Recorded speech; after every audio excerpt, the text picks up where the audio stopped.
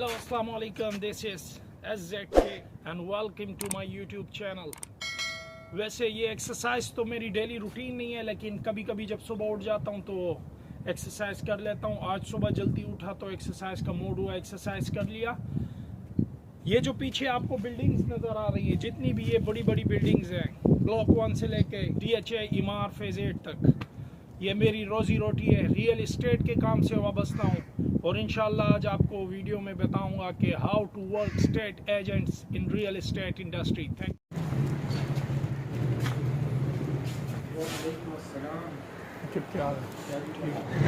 Com 3 का एक visit करवाने आया हूँ। Com 3 which is located in Clifton block 6।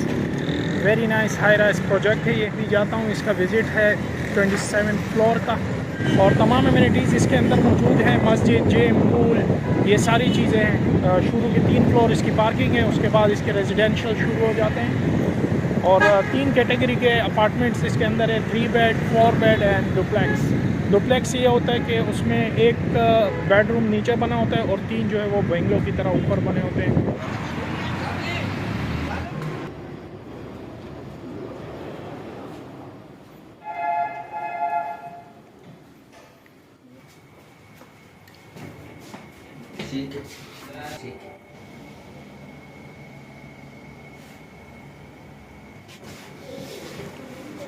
पहले तो मैं ये एक छोटा सा डिस्क्लेमर देता चलूँ कि जो भी बात मैं कर रहा हूँ या मैं जिस तरीके से काम करता हूँ, ज़रूरी नहीं है कि वो काम बिल्कुल 100% परफेक्ट है।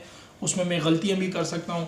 शायद कुछ काम मेरे सही नहीं हो, तरीका मेरा सही नहीं है। ये है कि ज़्यादातर चीज़ें मैं वो बताऊँगा जो मुझे मेरे सीनियर्स ने बताई है और मेरे सीनियर्स से मैंने सीखी हैं और किस तरह काम करता है एक स्टेट एजेंट। तो सुबह मैं जल्दी पहुंच जाता हूं क्योंकि नॉर्मली जो है वो स्टेट एजेंट जो है वो तकरीबन 11-12 बजे तक आते हैं।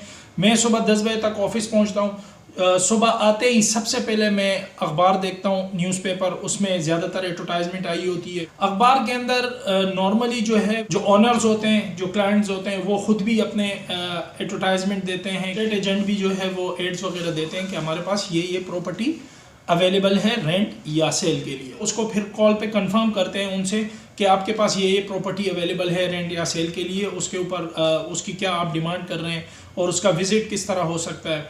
उसके बाद वो चीज़ें हम अपने पास डायरी में नोट डाउन करते हैं कि फ़ला प्रॉपर्टी है और इतने स्क्वायर यार्ड की है, इतनी डिमांड में है और इस लोकेशन पे अवेलेबल है। तो उसको मैं एक डायरी में नोट डाउन करता हूँ, वो हमारे एक रिकॉर्ड में, एक नॉलेज में आ जाती है।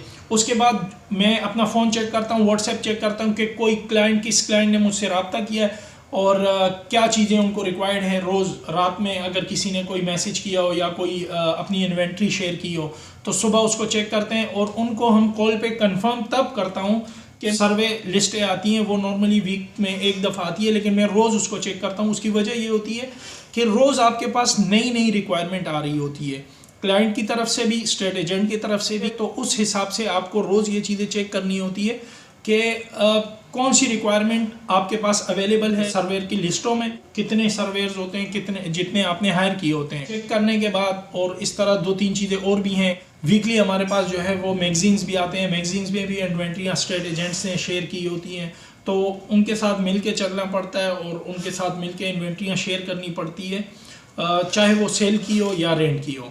उसमें डिफरेंट पोर्शन बने होते हैं कि आपको DHA सिटी के चाहिए, बेरिया का चाहिए, डिफेंस का चाहिए, क्लिफ्टन के चाहिए। फिर अपार्टमेंट्स के अलग होते हैं, रेंट्स के अलग होते हैं, सेल के अलग होते हैं, प्लॉट्स के अलग होते हैं, बेंगलो सेल अलग होता है, बेंगलो रेंट अलग होता है। तो वो सारी इन्वेंट्रियाँ उसमें शेयर हुई होती है। आप खुद अपना एड भी लगा सकते हैं अगर आपके पास कोई इन्वेंट्री मौजूद होती हो। वो सारी चीज़ें देखने के बाद मैं क्लाइंट या किसी स्टेट एजेंट हजरात से रब्ता करता हूँ कि जो मेरी रिक्वायरमेंट हो या उनकी कोई रिक्वायरमेंट हो, मेरे पास वो चीज़ अवेलेबल हो तो उनसे शेयर करता हूँ। उसकी वजह ये है कि ये सारी चीज़ें सुबह चेक करने के बाद मेरी नॉलेज में आ जाता है कि कौन सी चीज़ें हमारे पास अवेलेबल है रेंट के लिए, कौन सी हमारे पास अवेलेबल है सेल के लिए। तो वहाँ से जो रिक्वायरमेंट आई होती है फिर हम उनको शेयर कर देते हैं कि ये रिक्वायरमेंट हमारे पास आपकी अवेलेबल है और हमारी रिक्वायरमेंट आपसे ये है, अगर आपके पास कोई चीज़ ऐसी है तो वो आप हमसे शेयर कर लें। तो इस तरीके से काम होता है। उसके बाद नॉर्मली जो है वो ज़ोहर के बाद हम विज़िट्स वगैरह किसी क्लाइंट के साथ, अगर हमारा कोई टाइम फिक्स हो जाता है, कोई जगह कोई प्रॉपर्टी विज़िट करवानी हो तो ऐसा फिक्स होता है शाम में या दोपहर में, जो भी टाइम होता है, तो आपको उस टाइम से 10 मिनट पहले अपनी लोकेशन पे पहुंचना होता है। उसके क्या वहाँ जाहिर सी बात है कोई रेजिडेंशियल प्रॉपर्टी भी होती है, तो वहाँ कोई रेजिडेंट नहीं होता उस वक्त, वहाँ चौकीदार होता है नहीं होता, चाबी कहीं और से आपको अरेंज करनी पड़ती है। तो आपको क्लाइंट से 10-15 मिनट पहले वहाँ पहुँचना होता है ताकि ये चीज़ें आप टाइम पे अरेंज कर सकें, क्योंकि क्लाइंट पर जो है वो अच्छा इम्पैक्ट पड़ता है इन चीज़ों का। उसके बाद वापस ऑफिस आते हैं और इन्हीं चीज़ों पे वर्किंग करते हैं। व्हाट्सएप ग्रुप्स चलते हैं, फेसबुक ग्रुप्स चलते हैं, एड्स हमारे लगे होते हैं, उस पर हम वर्किंग करते हैं। और क्लाइंट जो हमारे साथ जो है वो चल रहे होते हैं कि उनकी जो चीज़ें होती है, उनकी जो रिक्वायरमेंट्स होती हैं वो हमें लाइन अप करनी पड़ती है। तो ये चीज़ें हम लेके चलते हैं। नॉर्मली स्टेट एजेंट्स जो है वो इसी तरीके से काम करते हैं और ख़ुद भी सर्वे करना पड़ता है, इसके अंदर आपको निकलना पड़ता है मार्केट में।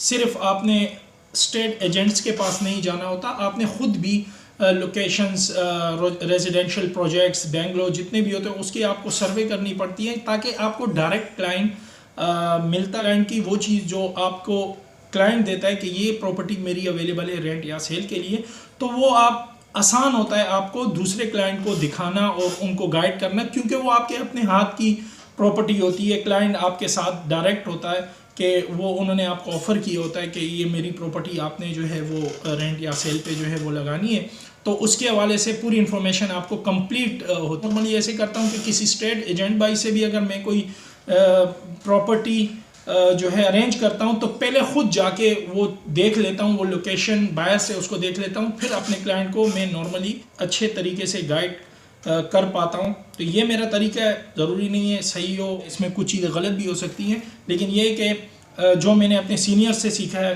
कोशिश करता हूँ कि पूरा उस पर चलूँ, उन्हीं तरीक़ों को मद्देनज़र रखते हुए उस पर काम करूँ, और अल्लाह ताला रोज़ी और रिस्क जो है वो दे देता है अल्हम्दुलिल्लाह।